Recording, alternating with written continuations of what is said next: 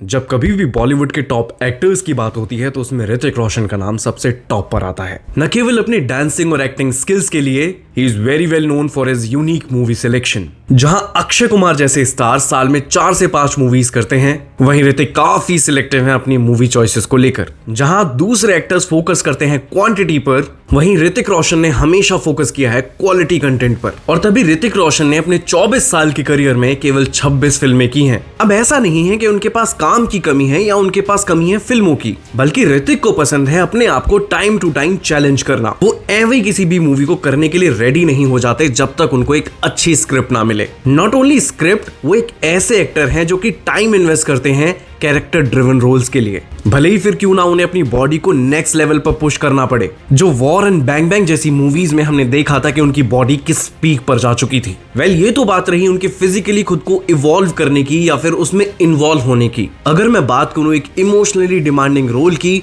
तो super 30 was one of the finest example, जिसमें ऋतिक रोशन ने अपनी जान झोंक दी थी। और ये फैक्ट हम बिल्कुल डिनाई नहीं कर सकते कि सुपर 30 कितनी प्यारी मूवी थी यार। यूजुअली आमिर खान को लोग मिस्टर परफेक्शनिस्ट के नाम से जानते हैं, लेकिन इस बात से मैं उतना ज्यादा एग्री नहीं करता, क्योंकि मेरी नजर में हमेशा से ऋतिक रोशन एक परफेक्शनिस्ट है। लेकिन हो सकता है कि मेरी इस बात से बहुत सारे लोग एग्री ना करें। लेकिन जिस हिसाब से ऋतिक रोशन अपने हर एक रोल में हेविली इन्वेस्ट होते हैं, अपनी फिजिक को ट्रांसफॉर्म करके, डांस को और ज्यादा इनहांस करके, इवन एक्शन और नए एक्सेंट पर जैसी उनकी पकड़ होती है, शायद ही कोई और ये कर पाए। और इसी मौके पर मैं तुम्हारे साथ एक रियल इंसिडेंट शेयर करना चाहता हूं। अगर तुम्हें याद हो तो 2019 में सुपर 30 आई थी, जिसके लिए ऋतिक रोशन ने एक अच्छा खासा वेट गेन किया था बिहार के एक टीचर का रोल प्ले करने के लिए। और सेम ईयर 2019 में वॉर भी आई थी, जिसमें ऋतिक के साथ होने वाले थे tiger Shroff. And you know already कि टाइगर के पास जो मसल मास है वो कितना अच्छा खासा है, उनकी बॉडी किस लेवल की है। और ऋतिक नहीं चाहते थे कि वो किसी भी तरीके से कम लगे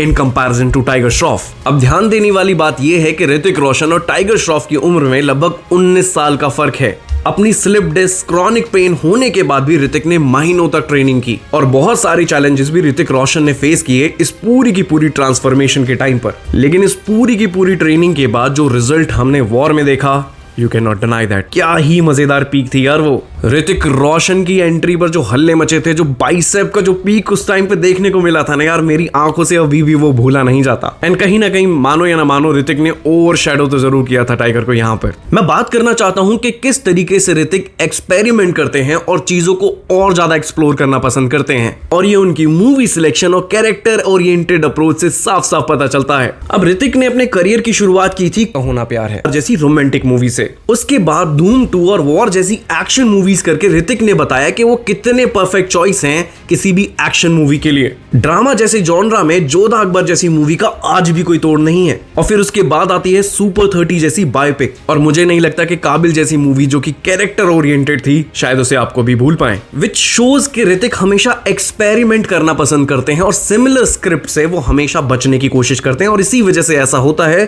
कि उनकी मूवीज एकदम से लाइन लगा कर नहीं आती, थोड़ा थोड़ा ब्रेक हमें देखने को मिलता है। अब फिल्मों से थोड़ा सा दूर हटते हैं और बात करते हैं ऋतिक की पर्सनल लाइफ के बारे में। ऋतिक रोशन की अगर मैं पर्सनल लाइफ की बात करूं तो 10 जनवरी 1974 को उनका जन्म हुआ था। Director producer Rakesh Roshan and Pinky Roshan उनके मॉम एंड डैड हैं। डिस्पाइट वी नो कि ऋतिक एक नेपो किड है, लेकिन किसी की हिम्मत जो उनको बोल दे कि वो एक नेपोटिज्म का प्रोडक्ट है। उनकी पहली मूवी से ही उन्होंने प्रूव कर दिया था that he is a complete package of acting and dance and action. और मूवी का नाम था कहो ना प्यार है। ऋतिक ने ईयर 2000 में अपनी चाइल्डहुड स्वीटहार्ट सुजैन खान से शादी करी और उनके 2 बच्चे हैं रेहान और रिधान। लेकिन यार उनकी मैरिड लाइफ इतनी अच्छी नहीं रही, तो उन्होंने 2014 में म्यूचुअल एग्रीमेंट से सेपरेट होने का सोच लिया। लेकिन अभी भी दोनों अपने बच्चों की को पेरेंटिंग करते हैं, ट्रिप्स पर साथ जाते हैं और एक अच्छा खासा टाइम स्पेंड करते हैं अपने बच्चों के लिए। एंड आई थिंक जो कि एक अच्छे पेरेंट की निशानी है। इसके अलावा ऋतिक रोशन एक रिलेशनशिप को लेकर काफी ज्यादा कंट्रोवर्सी में आए थे कंगना रनौत के साथ, जहां पर कंगना ने सोशल मीडिया पर आकर बहुत अटेंशन ग्रैब करने की कोशिश करी और लीगल ये मैटर कोर्ट तक भी चला गया। लेकिन ऋतिक रोशन ने बहुत ही मैच्योरिटी के साथ इस पूरी की पूरी सिचुएशन को हैंडल किया और कभी भी कंगना की तरह लाइमलाइट में आने के लिए चीप हरकत नहीं की। वैसे ऋतिक रोशन आजकल सबा आजाद के साथ रिलेशनशिप में है, जो कि बहुत सारे पब्लिक इवेंट में साथ भी दिखते हैं, लेकिन ऐसा कोई ऑफिशियल कॉन्फर्मेशन दोनों की तरफ से कभी भी नहीं आया। एंड आई थिंक लोग भी शायद इन दोनों को उतना ओपनली अभी एक्सेप्ट नहीं कर पाए हैं, क्योंकि ऋतिक रोशन का यार एक क्लास है और सबा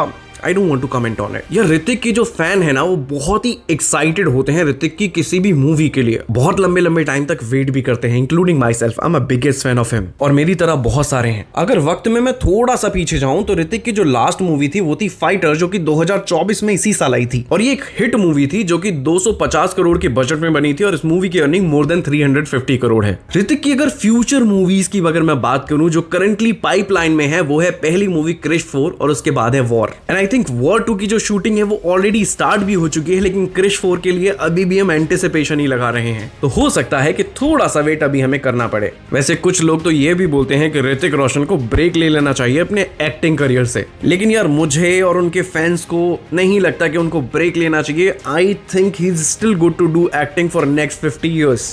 trust me, he can. Look at the fitness level. तो ये थी मेरे और आपके बहुत सारों के फेवरेट ऋतिक रोशन के बारे में एक छोटी सी कहानी। आज के लिए द मूवी बॉक्स में इतना ही। देखते रहिएगा और सब्सक्राइब करना तो बिल्कुल मत भूलिए। With me Adesh Raghav, thank you so much.